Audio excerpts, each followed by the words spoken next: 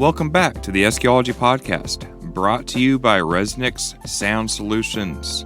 We'll have a more permanent intro coming that Dan at Soundscape is working on, but I just wanted to start this out by saying that none of this would be happening without Nick and Resnick's. After the past few years, more than a few years, I guess, of life changes and everything, I've kind of realized that I really need this in my life, the podcast. And I haven't been doing it enough, and part of that has just been not having the incentive to push myself to do it, even though I need to. In discussions with Nick, he really has seen the vision and has gone all in to be part of it. And so for the foreseeable future, Resnick's will be the title sponsor for the podcast. We may have a second sponsor for certain episodes here and there, but Resnick's will be the title sponsor going forward, and we'll have more information on that. We also have an interview with Nick coming in the pipeline. For today, we're going to be sharing our interview with Mike Myers. Him and his brother Chris own the Sound Factory in Knoxville, Tennessee, and obviously I work in the industry with Sounds, who acquired Hybrid Audio Technologies in the past couple years, and they are both a Sounds and a Hybrid Audio dealer, among others. They also did Bruce Miller's vehicle that was competing recently at finals, and they also did Scott Bawalda's, the founder of Hybrid Audio's, personal vehicle. I believe it was last year. Oh, actually, maybe it was this year.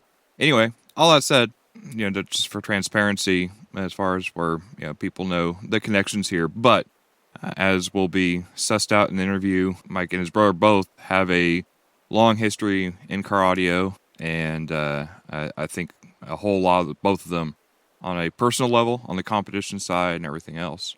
I guess I want to say there as well, like Eschaeology for me has always been a completely separate entity from my work in 12 volt or anything else. Like, I know it's difficult for a lot of people to maybe see that because most of them know me since I've been working in the industry, but I mean, I've been around car audio since I was 8-9 years old, and even then, as I really got into it, I mean, it's been there my entire life. My involvement with competition, everything far predates, hybrid audio or anything else, but it doesn't necessarily predate my relationship with Scott Bawalda. And, it was having that basis of that friendship with him over the years that brought me to hybrid audio to do this as a career. But the competition wasn't the basis of that. And the competition has always been something kind of separate for me. Even when like Hybrid Audio Technologies had team hybrids and it was, a very big thing, like the success of that was all Scott and Chris Lacombe. That wasn't anything that I was necessarily pushing. I supported, but it wasn't something that I was pushing as a personal need on the competition scene. I'm not a very good competitor. I never have been, and team sports also aren't my thing. One of the things that really gravitated me towards car audio and even car audio competition was the fact that, it's not a team sport. So that whole aspect of it wasn't driven by me so much. I've always been much more interested at this level of, being able to share experiences and knowledge and everything else within car audio and understand that and the people better, and then bringing that together at the competition level to make it fair and interesting for everybody and set the expectations at a high level. And I think that's shift gears a little bit here into finals. I feel like finals itself, it's been called, I don't really know if it was called it this year so much, but it's been called a unified finals when the multiple organizations are together and everything else. And it's finals to me just doesn't have, it's just another show. I mean, it in a lot of ways, and they're put out there by the orgs themselves, but it's kind of like 3 or 4 different orgs under the same roof, but not really working together. There's nothing really solidifying things. It's everybody kind of making compromises for each other. And I'm not saying any of this to be demeaning towards anybody involved. I think everybody does their best. But I think it's difficult for everybody to do their best in the premise of the environment that's set up. And especially when it comes to doing that for the competitors themselves. Let's face it, I know a lot of people like to say, well, we want to remove the bias from competition, or we're doing this or that, or accuse certain people of being biased or that kind of thing. And I haven't seen a whole lot of that being intentional. But at the end of the day, this is a subjective, competitive sport. By its very nature, the best people that are doing it are going to be the most biased. But what needs to happen there is for it to be orchestrated in a manner that works for the best interest of the competitors. In most all of these cases, when you have a single judge sorting the outcome for the competitors, it ends up being more biased based on the competitor's history with that judge, not because of a consensus of any kind. So you might do really well in one organization where you really understand what they're looking for, you know the music, you know the rules, you have everything set up to really maximize that, and super bonus points if you also happen to know the judge, their preferences, you've been judged by them before, or have a database of people who have to know kind of what they're specifically looking for. Very few judges can go through and actually sort based on every criteria on the score sheet. They're focusing on a certain portion of that, and that's readily apparent in the patterns that happen on the score sheet level. So you end up, any of those current organizations are using one SQ judge to determine the outcome, plus maybe install. That outcome is based on a very narrow criteria between this car and the next car. And if you just demo it, yeah, you may not be the best sounding car there if you're just demoing it, but that's not what the criteria was for sorting. All that to say, again, the bias is what makes a great judge and makes for better outcomes when the bias becomes a consensus among multiple people. This is where I feel a properly organized, quote-unquote, money round style event really has better bearing when the right combination of judges are brought together and they have an understanding of the music, of the criteria, and of the score sheet. In my opinion, obviously, because it's the way I've done things, the way I prefer it, is like the Escology events we did during the hybrid show, I really think maximized the objective outcome across the board better than any other way. When you have the vehicles basically coming in blindly to the judges, it's not sorted by class or category or anything else. There's as little time to get in a headspace of even thinking about prejudging the car when you're just one of 8 judges in a whirlwind of vehicles that are coming in, and you're just going car to car to car to car, back to back with the same criteria, everything else the same time, every other judge is doing it. And this allows for fewer changes from the competitor. It allows for a higher level of competitor. I think the vehicle itself being able to be put, go through that, being judged 8 times back to back and hold up to that and be ready for that standard without breaking or anything else really, proves the endurance of the competitor and the vehicle and all that. And it creates the most consistent outcome across the board. So for finals, my opinion at that point is, so say you have 3 organizations, and currently, we have IASCA, EMA, and MASQ, or MASC. 2 judges from each organization, somebody overseeing this at a higher level than the organizations, because again, the organizations themselves have bias. There's nobody tying the organizations together. And so, that's what we really attempted with Eschaeology was tying the things together to bring a unification of sound quality competition in general, not just for the sake of this brand or that brand. Because organizations themselves are a brand. They have their own thing they're after that may or may not provide all the criteria for the actual best car of the day. But again, you put it all together, you do get that. Have 2 judges for each organization. Personally, I would say having the 2 judges judging each vehicle together, but half the score sheet in relative terms. So have one judge spatial and one judge spectral.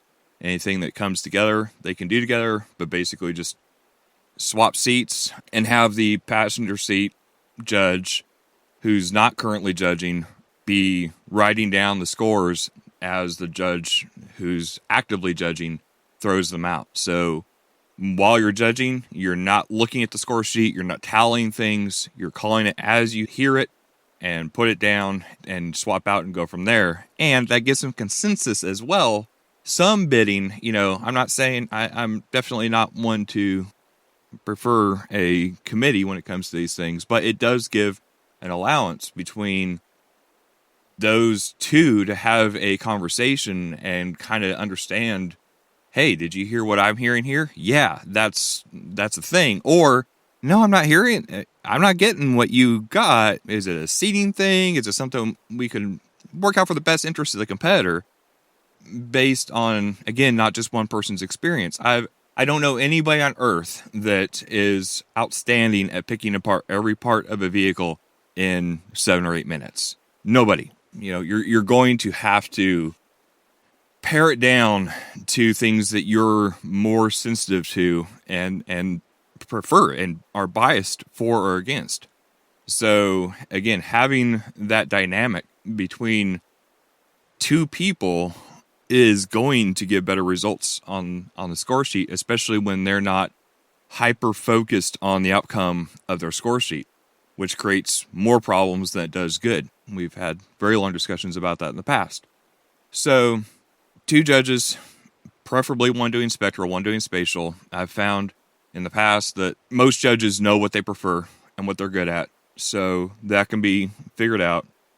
So two for IASCA, 2 for EMA, 2 for MASQ, and then 2 essentially check judges with a separate score sheet. And they can either be part of the total outcome or at least be able to have another source of feedback, kind of be the last ones through to really give the competitor some sort of feedback and comfort level as to what's going on, and maybe even some suggestions on how they could present the car better later on. Because even though it's finals, a lot of people are coming on to be on a national level to get something outside of what they're getting from the region. I mean, that's a big incentive of being there. So then how do you get there? At the beginning of the season, every competitor who thinks they want to be at finals essentially registers in a points race to be at finals. And the points race includes all 3 organizations and maybe even some of the money round stuff. But have it to where you don't have the individual organizations bidding for who's there based on however many arbitrary points they got, or this system or that system, or having no entry point at all. Like, it's finals at the end of the day. It needs to be focused on who's the best in the country as objectively as possible. And that also means the people who worked and earned their way to get there. That's part of it. Otherwise, it's just another show. Why bother calling it finals? It's just another show. Have it to where the points are kind of equalizing the scale between the organizations based on region, and then highest points to lowest points, obviously, with a max cap of 32 cars. That's because there's 8 judges, 32 cars. That's the whole source and reason behind that. What this accomplishes is a uniform level of expectations for the competitors.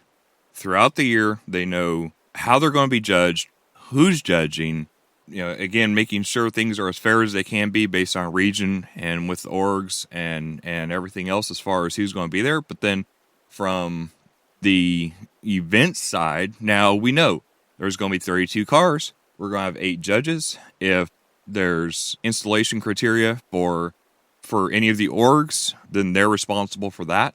And that can be done outside of the schedule for the primary event, but then your event is scheduled. You know which cars are going to be judged when from the very get-go. You can set the level of expectations to where things aren't changing or unexpected part of the event or even unexpected outcomes. Like, everything has a high level expectation as to what's going to be done, how it's going to be done, when it's going to be done, who's doing it, all the things. So you can then concentrate on what the venue is going to be, to everything being very uniform out the gate. And then the only thing to worry about for the judges, for the competitors, and for the people running the event is performing their part of the participation at the highest level possible. And this also gives more flexibility for people to enjoy themselves while they're there, which is a big part of this, to be able to share, to be able to, do their thing, to know when they have to get up, be ready, be there, be done. You're less focused on than the issues of logistics in between that are kind of the constant unknown and changing thing, even down to the region on where finals will be held.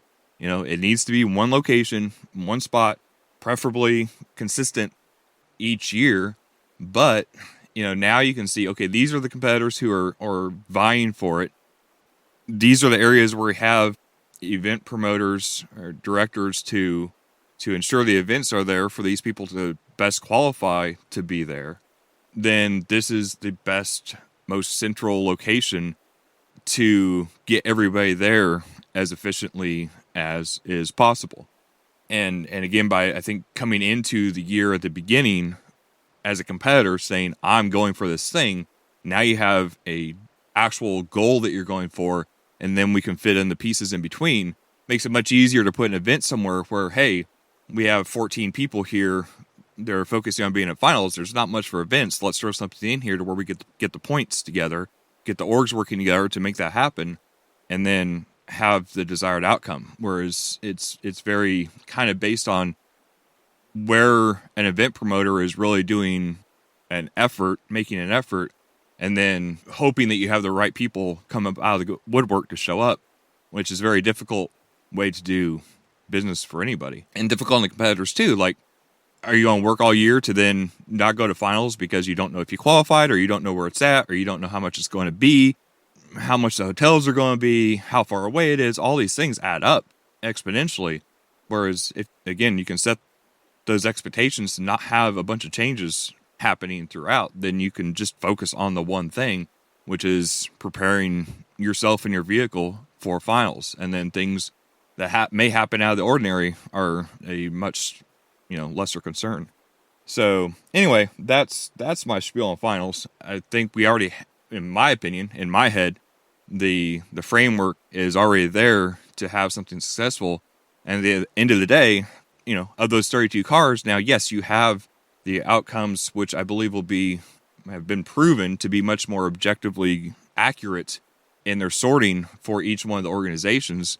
But then also you have every car being judged by the same judges, and then that is able to be sorted to have a grand champion of the unified finals event based on all of that calculated together.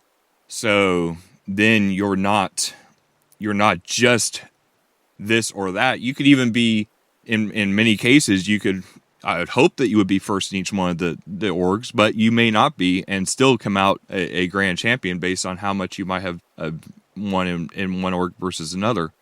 So it gives a national level outcome of the best cars in the country that earned their way there for the competitors to be able to say, hey, this is where I am in the country, not just based on one guy's opinion of one organization, but the collective. At that point, you could even, we've done like the final 8 of that and gone into a bracket hood tap scenario to kind of figure out that grand champion, or just go by the scores themselves. There's a lot of fun ways to be able to handle that at that point, to kind of suss out where things go above and beyond just the criteria of the organizations themselves. But even just knowing that, having that alone, I think is a very powerful thing to make it a true unified finals, and something that is valuable for everybody involved. And at that point, you can get, more brands will get on board for supporting something like that. I think more people will try harder to get to that endpoint when they know what the structure is for that, at least in my head. And it's, again, we've done similar things to this for the past 6-7 years now, and it's worked extremely well in those cases, and mostly eliminated a lot of these issues that keep recurring. And it's not a desire to take out all the subjectivity, because again, good judges are biased. That's the whole, you want them to be, not because of a brand or anything else, but because they know what sounds good with their experience. You want that, and you want a plethora of that, not just a guy, but you want a consensus on what works across the board with highly biased people. That's the point. And if you're making it completely objective, take out all the subjectivity, then we would all know where we sort out from home with whatever, and there wouldn't be any, level of chance or competition to it at that point. There has to be some level of chance in there to really make it interesting. Otherwise, there's no reason to drive across the country to find out how you stack up. So that all plays together to make sound quality competition what it is, and why people want to do it and keep doing it. Even though, for the past 20 years, everybody's told me it's the last year of sound quality competition, but here we are. But instead of trying to eliminate the bias, you make the bias work together in unison in the best way possible. In my opinion, the only way you can do that is by orchestrating everybody together to make it work for the best interest of the competitor. And at the end of the day, it works out very well for everybody involved, because again, there's not a lot of variables to worry about. You just go forth and do your job to the best of your ability. So, speaking of best of your ability, I will stop ranting, and we will go forward with our Halloween edition SQology podcast interview with Mr. Mike Myers. I'm here around Halloween time with Michael Myers. Indeed. And I keep looking in the back window of his vehicle here and keep seeing Michael Myers staring at me, and it's kind of freaking me out. So if I'm off my game right now, I'm blaming both of you, both Michael Myers. Mike, I know a little bit more about. I think we interviewed a while back, and then I think something was wrong with my recorder and it never actually came out. So I'm trying this again. Mike and his brother Chris, they now own a sound factory in Knoxville, Tennessee, which has been really cool because you guys, let's hear, Chris was there. Was he there before you, or were you also there beforehand, or how did that kind of transpire? Our foray with the sound factory dates back to about 1997, honestly. So the year I graduated out of Tennessee Institute of Electronics, I started working at Sound Factory as an installer, because that was my dream, is to become a car stereo installer. I'm sorry. Anyway, continuing. Well, the greatest way to achieve your goals is to set them really low. So, anyway, that was a pretty easy thing to achieve. So I became a car stereo installer, and we were having a problem with window tinners showing up for work and stuff like that. So at the time, the guy that owned the place, his name is Steve, and he said, well, we just need somebody that's reliable to come to work, and we can teach them how to tint. So Chris, needed a job. He was working some other job they didn't like. So we hired Chris and Bob, who's still currently our tinner now, Bob Stanwood. And so Chris started about the same year I did, back in 97. And we worked at the Sound Factory for quite some time, about 6 years or so. And then Chris left and worked at Circuit City all the way until they closed years later.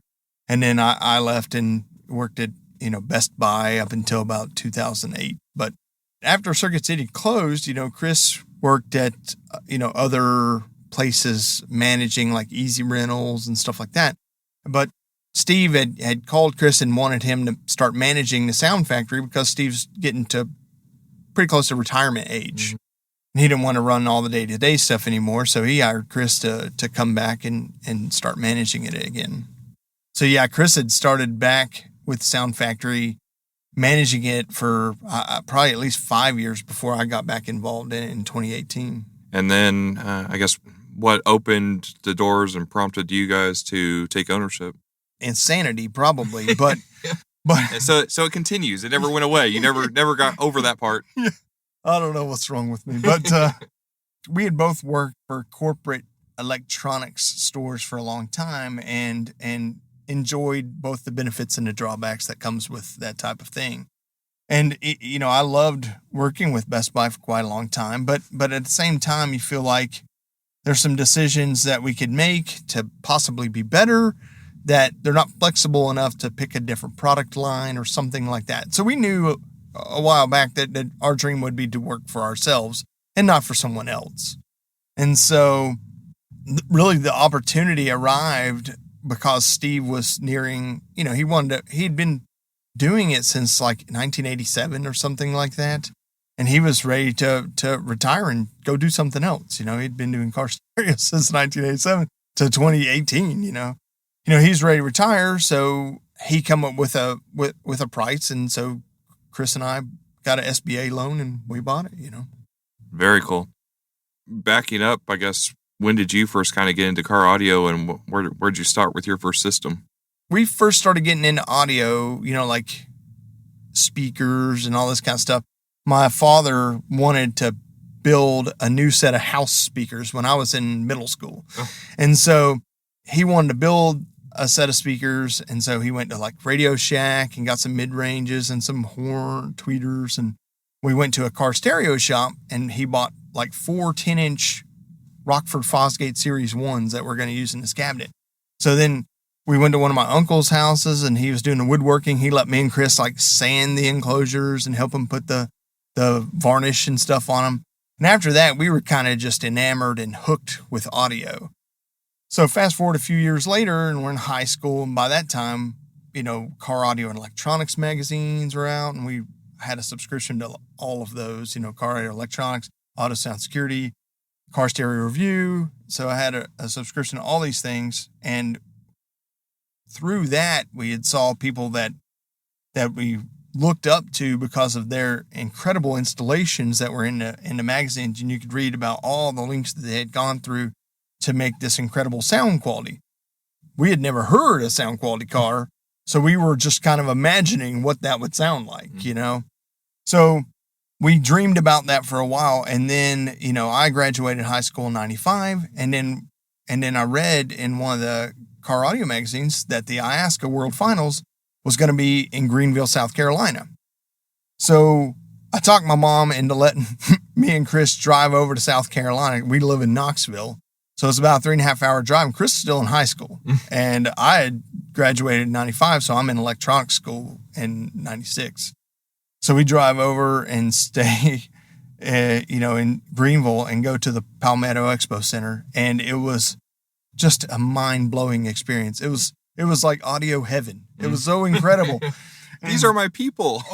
It was like magic, like a transformative, life-changing experience. I mean, and some may argue it ruined my life. I'm not sure, but either way, we met, some of these influential and storied sound quality competitors, and I was fortunate enough to talk Badger and talk Mark Eldridge into let me listen to the Forerunner at that time. And it was, utterly life-changing. It felt like, you hear, he plays the Planet Krypton song, and the horn starts out and it sounds like it's so far away. So after that, we were just all in, but we could not afford to do any of this. You know, we can only be on the outside looking in. So then, I'll start saving up money and buying equipment for my Ford Festiva. And nice. yeah, my first car was a 1989 Ford Festiva. And then by the time I had saved up enough money to and had enough equipment, I'd gotten rid of that car, and I had a 1990 Volkswagen Fox. Nice. My first system was a 1988 Fox. Oh, yeah. Coupe. That's a cool car, you know. I had the fours in the dash there, Yeah. kind of fours, and then 6x9s in the rear deck, all kinds of fun. Yeah, it was a cool car. I really intended on making that like a real like magazine, you know, worthy car, but Then everything got unreliable and fell apart before you got to that point, right? unfortunately, they're not known for ultra reliability. So fast forward years later, and it took me a long time to save up for this equipment that I wanted, you know, because I wanted high-end equipment after going to these contests. Right. So it wasn't until something like 97 that I actually had like equipment to build like this real stereo. And I put it into a 1996 Ford Escort. And it had Boston Acoustics Pro 6.4 components up front, and had an Eclipse ECD 415 head unit, Fosgate Symmetry EPX. Wow, that was you're going all out. Oh, I spent way more money. My mom thought I was absolutely nuts. She said, "You are going to regret spending all of this money on car audio." Mm-hmm. And yeah, she's right. But anyway, and then you never stopped. Yeah, like I said, something's wrong with me.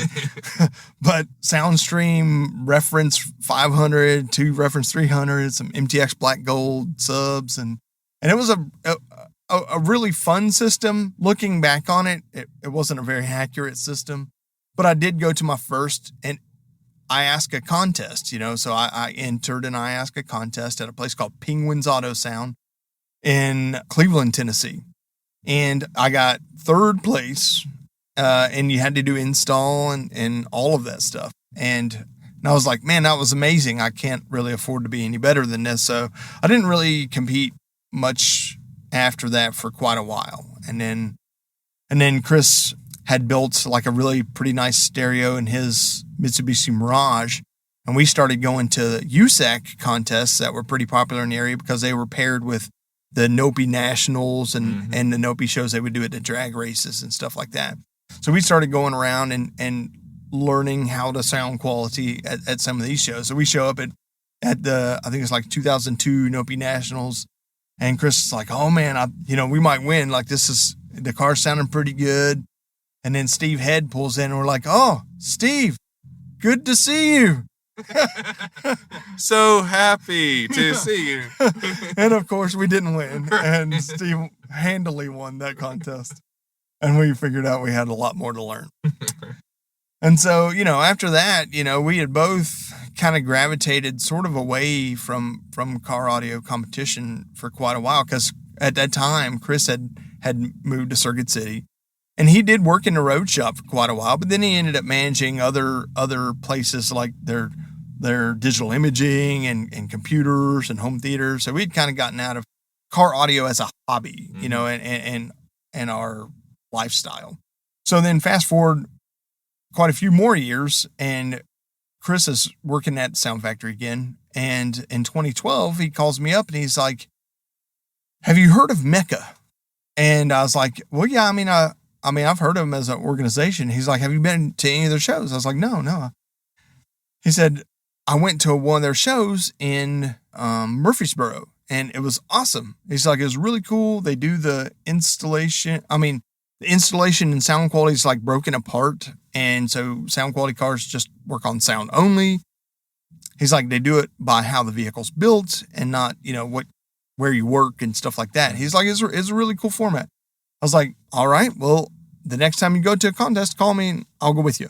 So we go and we meet Vinny Taylor.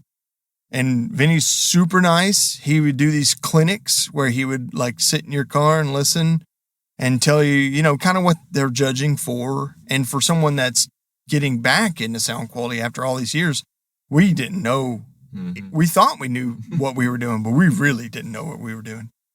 And so we listened to some other cars. So Mark Brooks and Demetrius Willingham and I think David Temple, they had other sound quality cars there, and we listened to them. We're like, we really are going to have to relearn how to do this. We didn't know anything about DSPs, at that time. We're like, now we're back on the learning train. So we were hell bent on trying to learn what it takes to be, good at sound quality. Mm-hmm. Fast forward, so we're learning. And then Chris goes to the 2012 Mecca finals, and that year, I don't think he lost any contest. He had really won his class at every contest, but little did we know, there was just not a lot of cars in that class in our area. So we get to finals, and then Chris takes, I think, dead last in this class. And we were disheartened, but then steeled in our determination, like, we still don't know what we're doing. We're going to learn, So after that, he doubled down. We changed, but, speakers up top, he had changed to hybrid audio, 3-inch speakers up top rather than just having 6.5s and a kick and tweeters up top. And so we were really trying to learn, how to make it sound better. Mm-hmm. And then, so the next year was 2013 finals. I had put a stereo in my truck, Nissan Frontier, that cost me, I had to, buy used equipment, all this kind of stuff. So I had a whopping $630 invested in that stereo. Nice. And so we go and we both get second place finishes at the 2013 finals, which was in Huntsville, Alabama. Right. And Chris had lost to, I think, a gentleman in California. I can't remember his name. Fisher, I think was his last name. And I had lost to Grace Hedrick. And so I didn't realize it, but Grace had an amazing sound system, but I didn't know her at all, right. And we're like, wow, we did incredibly well. This is amazing. So we've been to every single final since then. And I don't know, just really enjoyed it. Very cool. So now, fast forward, Mike won't say this for himself, but he's easily one of the most prolific tuners that we have on the scene right now. And whatever you're doing, your approach, between your approach and your ear and your expertise now and references and everything else. And something that's really also struck me with you is a lot of people can know how to hear and know how to tune, but then I think explaining that and putting it to words that are tangible for people to understand is a difficult translation. At least it is for me. Like, I can sit here and kind of mumble through the words, but it's for me to say, this is what I'm hearing, and this is why, and this is the definition behind it. And I was, I guess, especially struck by it when I was showing Ben Zimmerman's car at SVR a few years back, and you were there, and I had, asked you to listen to it, and you heard what I heard, but you were able to put it into words that really meant something to me. And, it gave me a lot of ability to go, oh, this is what I need to do now, because I now understand what's happening better. But I guess, what has been your path along that way, and what do you think helped you the most in getting to where you are now in tuning beyond? I mean, obviously you do it every day, kind of, so you've had a lot of experience with it now, but what would be your advice to somebody else who's trying to get to that level? It's a great question. So it took a lot of different resources, honestly. So after we had failed so badly and we were so steeled in our determination, I'd said a long time ago, I'd have won a championship a long time ago if I had just gone to, like, taken my vehicle to Steve Cook, and he was still one of the most prolific tuners I've ever met. Fantastic. And so I would have won a long time ago if I'd have just done that. But it does me a disservice and people that I'm trying to help a disservice if I don't learn how to do this. And I'm so stubborn that I'm going to learn how to do this. Foolhardy. But anyway, I read as much as you can read from different, forums and figured out what's true, what's not true. Andy's tuning guide, Andy Wimeyer's tuning guide, was a big help. But, after that, what is it supposed to sound like? That becomes another trick. So you have a few different things. So The one component is you have to know kind of what it should sound like or what the judges want it to sound like. Otherwise, the target, you don't have an actual target that you're aiming for. So then once me and Chris realized that, we went to Mecca's judges training. We'd been to an IASCA judges training years before at Spring Break Nationals, and Mo had done that judges training for us. So then we're like, we just have to learn more about what the judges expect, what they want it to sound like, and what the real sound is. So once we started down that path on going to, more performances to learn what real instruments sound like, and going to judges trainings to what music passages they use and what to expect out of the music. So then after that, going to other classes for learning how to tuning. So I've been to Mark Eldridge's MSE training a couple of times, which is a fantastic class. And, it doesn't focus so much on tuning, but how to hear and different aspects of sound and stuff like that. And then practicing a lot on my own vehicles, other people's vehicles. So when we had started Sound Team 6 in 2013, I think it's 2013, I had started helping other people tune their cars. They were misguided and putting their trust in me. And so I was practicing on like everybody's cars, I'd tuned like 12 cars or something like that. And, but as you do it, you get better and you learn what works, what doesn't work, why you can't cross over some speakers at certain places and stuff like that, So I've learned through a lot of different avenues, reading a lot, in-person trainings, and, judges trainings have all been instrumental in helping learn what it takes to make a great sounding car. Listening to a lot of other great sounding cars, winning cars in your classes and other classes, listening to really high-end reference systems, whether it be at home audio venue or live sound venues or something like that, to get closer to what the real sound really is. And that's a tough task, because at the end of the day, we never were in the recording studio to hear what it really sounded, except for maybe Brian Gill, I don't know. But I don't have access to that type of thing. So I'm still just taking my best guess at it, honestly. But I don't believe in like audiophile terminologies, right. So I don't say, this is airy sounding or silly things like that. So if it's missing the shimmer on the cymbals, you just say it sounds like it rolls off after like 8K or something like that. There's just not enough information up there. Or, people say like it sounds boxy or woody or something like that. And it just sounds like you have too much 250 hertz or something like that, And I'm taking a generalized guess, and I hate to try to guess frequencies.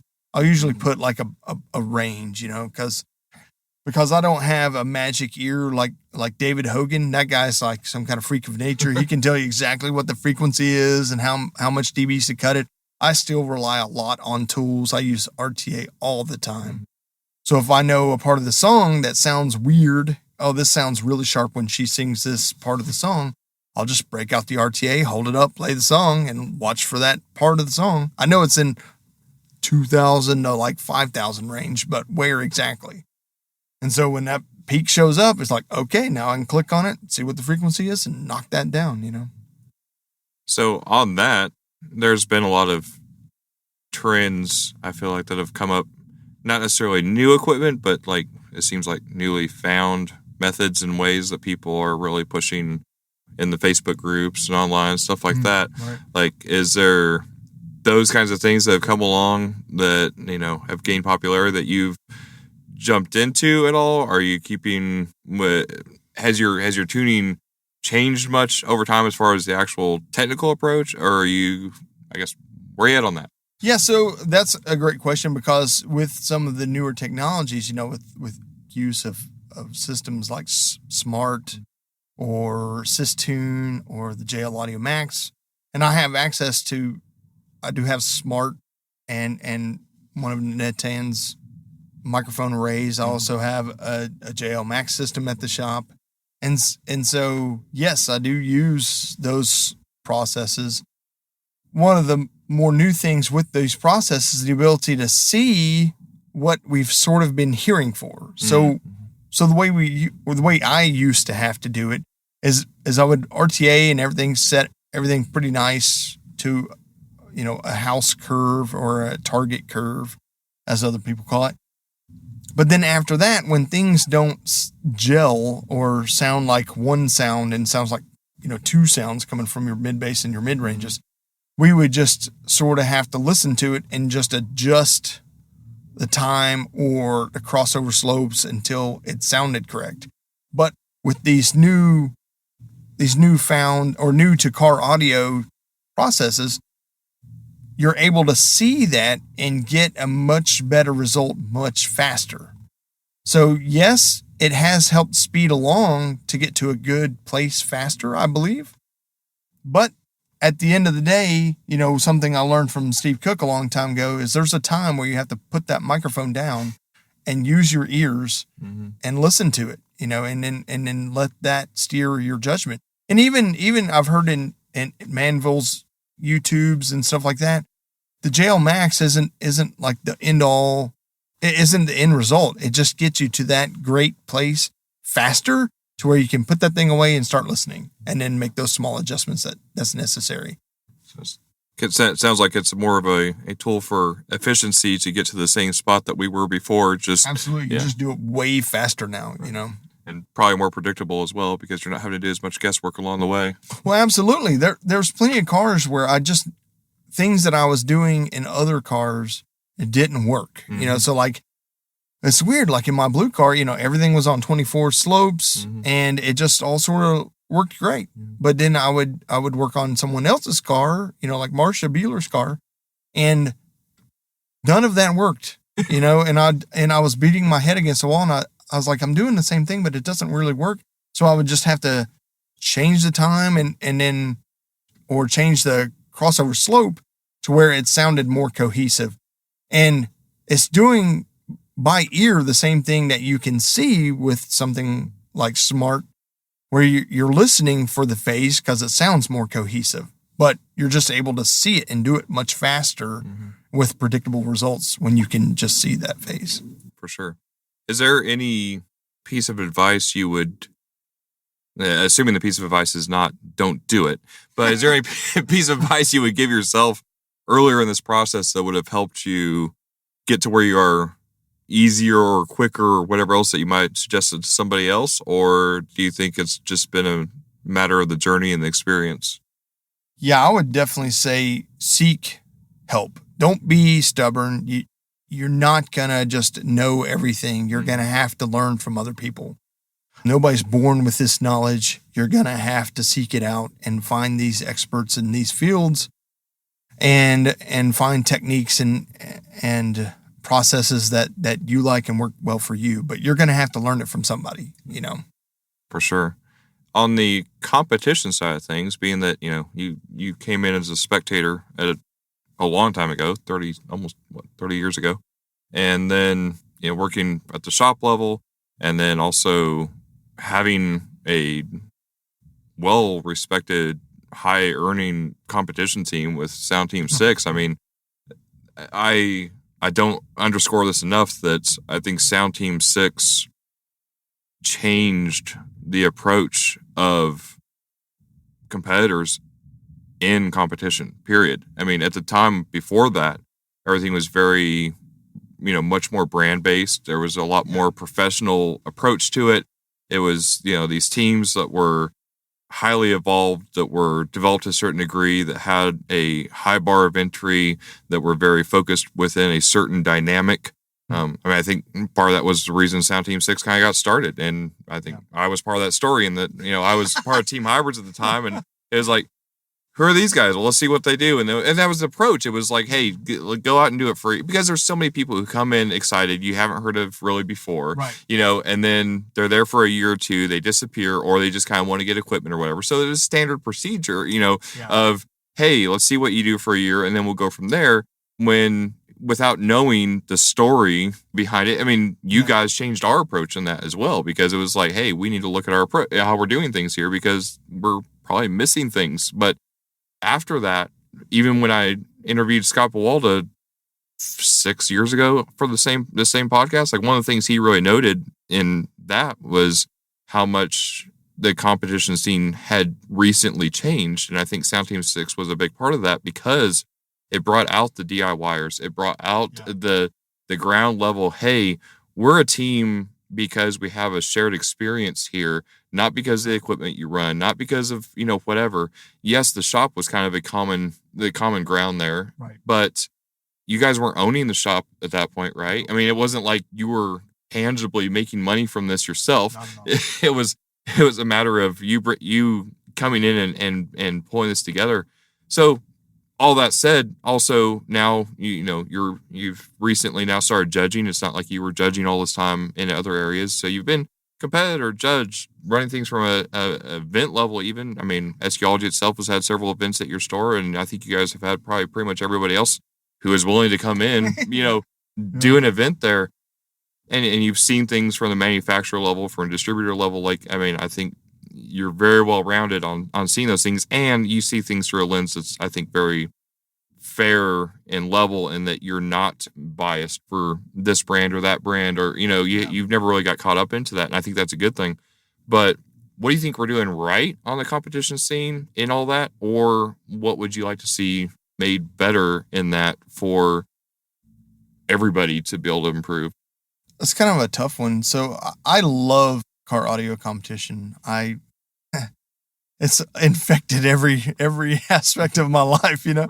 So, I mean, I live and breathe this stuff. I mean, seriously, you're right. Sound Team 6 was born out of seeking help from other manufacturers and looking at it from their point of view. Now, I can totally understand why they wouldn't, be super welcoming, or super helpful. But so we had plenty of passion and we had some know-how. So we just kind of gathered together some like-minded individuals that didn't have a home either. Mm. And so we all sort of were like this... misfit kids. Yeah, the island of misfit SQ competitors. And we were just like, we're going to learn this together, And we added Kevin Keene, who was, back in like 2014, who's a great tuner. He's every bit the tuner that I am. And, together we've learned things and shared this knowledge amongst our group to help push us to higher levels and stuff like that.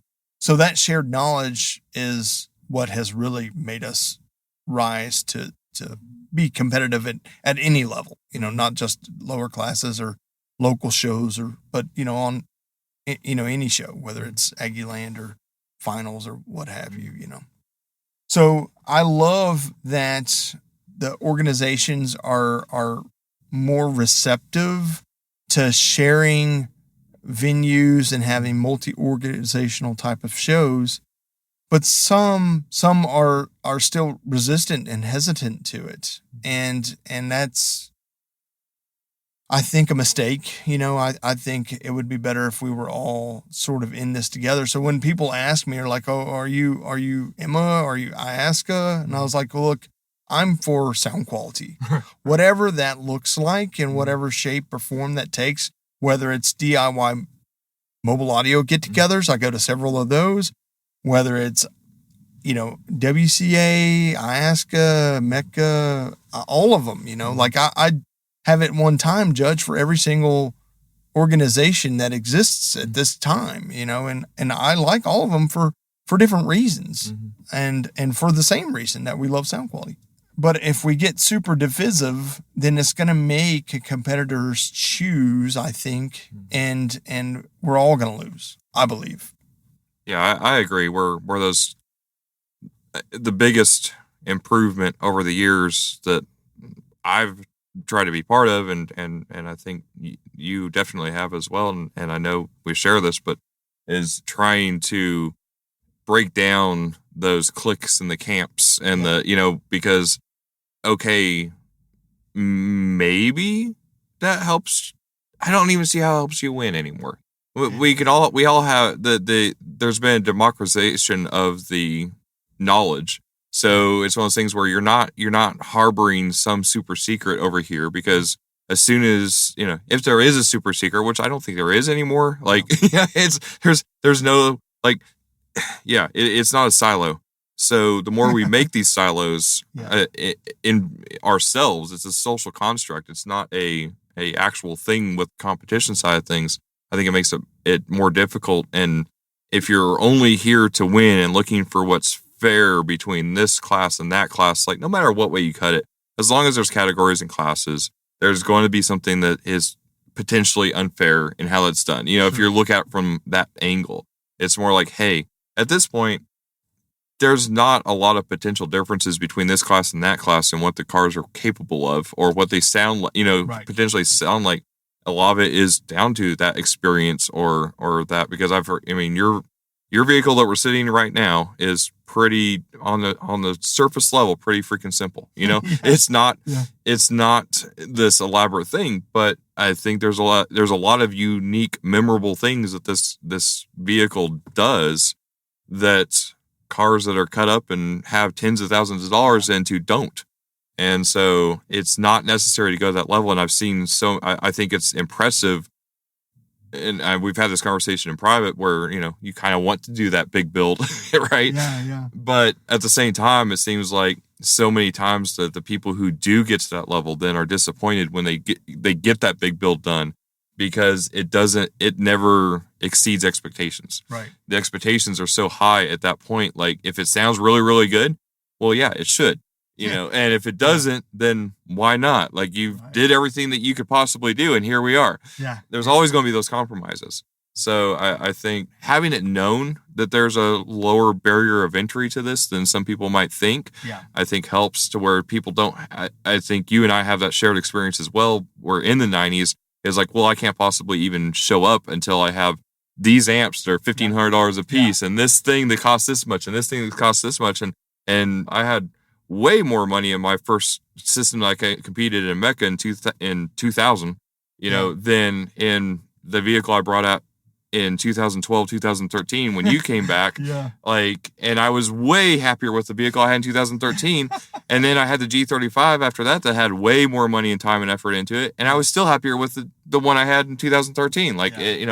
So I think it's easy to assume that because you've done this for so long that you have to go, step up to this thing. You have to do whatever you must be an expert or master or whatever by now, or else you're just not doing something right because that's what everybody else has done around you.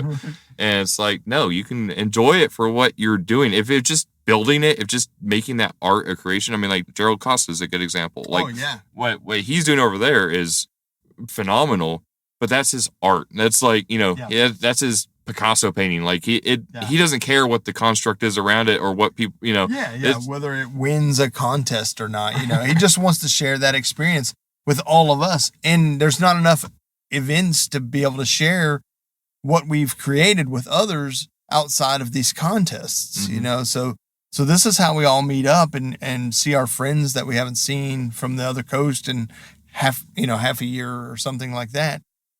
And my mantra is, I love simplicity, you know what I mean? And as you alluded to, as much as I would love to build like a super over-the-top, elaborate, no-holds-barred type of install, I'm also out to prove that you don't have to ruin a car to have good sound quality. You know what I mean? You can be quite competitive with modest changes made to the vehicle and get fantastic sound as long as you make smart choices on where the equipment is, installed and how it's installed, sound deadening and things like that, you can be competitive even in the most high classes.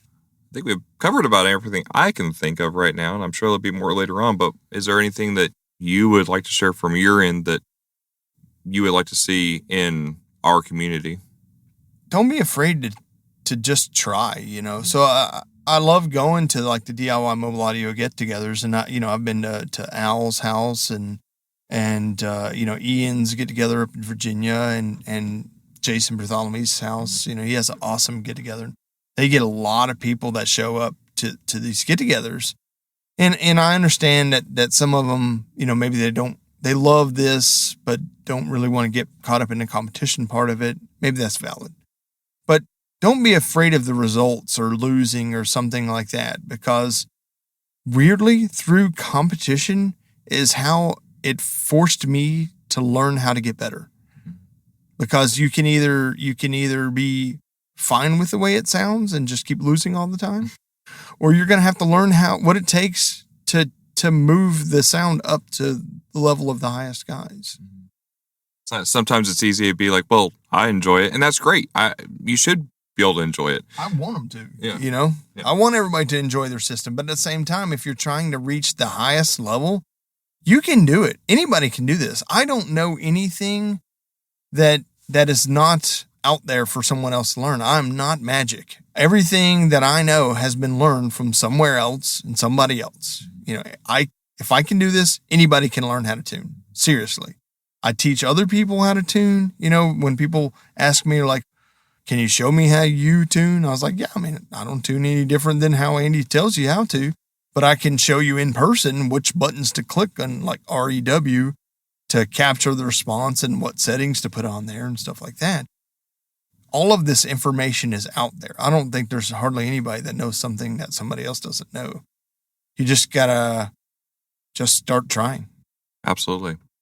Well, Mike, I gotta say, like, I've said it throughout here a few times, but and I think you're probably one of the most, in terms of visibility, underrated people we have in car audio right now. But there's been a lot of things that you've touched that I think people don't understand how much positive changes you've brought to this, just because you're not out there self-promoting or marketing what you're doing or sharing everything every day. And that is your choice and how, you need to get through the world. But, I know there's, I would say at least 80% of the people here have been positively affected by you being involved in this thing that we do. And all of them eventually have been affected by it at some level or form, because again, a lot of what you and Chris and working with Sound Factory and working with everybody else and just giving people the opportunity through your platform, even, behind the scenes, has tangibly changed the industry and the competition scene for the better. So I'm just going to say, for all those people that don't have the opportunity to say it, thank you. And it doesn't go unnoticed, and anything we can all do to support you in this, we're ready. I really appreciate that. It's hard for me to accept praise, because I don't know. I always feel like I can never live up to whatever people expect, but it's not an expectation. It's reality is what it is. It's a reflection of reality of what the scene is because of your involvement. It's really just passion, so anything that you are passionate about, you can be good at, but you can never be good at anything that you're not passionate about. I agree. Yeah, and it's obvious that your motives are never about, again, the fame, the fortune, the fabulous women and prizes. It's somehow never, we were all promised it in the magazines, and then it never came. And it turns out that they're all just photoshopped on the cover anyway. So it doesn't matter. I think that ended in the 90s somewhere. I'm not sure. Yeah. Well, I don't know. Past Mag was still doing it for a while there, but that's true. Yeah. But yeah, thank you. And we'll talk soon. Thanks, Clifton.